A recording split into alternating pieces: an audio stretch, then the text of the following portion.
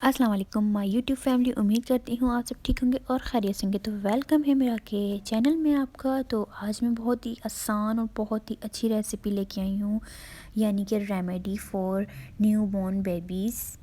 अक्सर जो new born baby होते हैं उनके लिए पहली सर्दियाँ बहुत ही ज़्यादा टफ़ होती हैं और उनको अक्सर सर्दी लग जाती है, नमूनिया हो जाता है।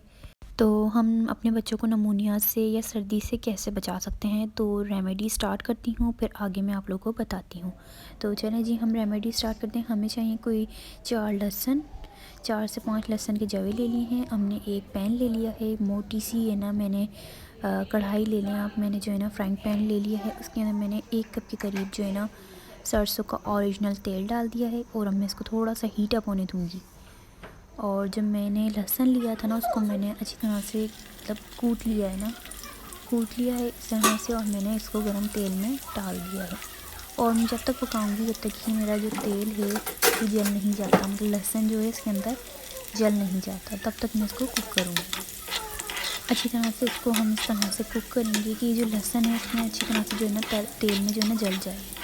अच्छा, ये जल जाएगा तो इसको मैं कूल डाउन होने दूँगी।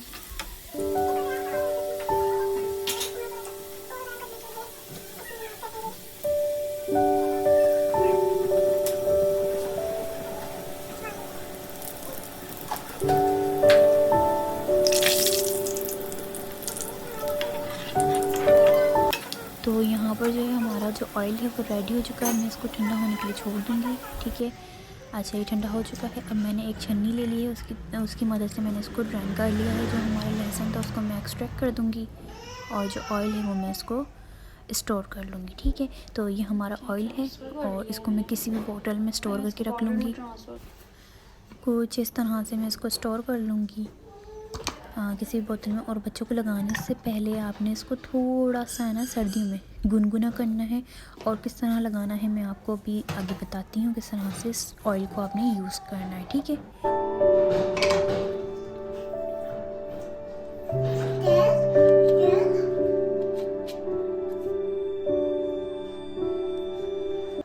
हाँ जी, तो कुछ इस तरह से आपने बच्चे के ऊपर मसाज करना है।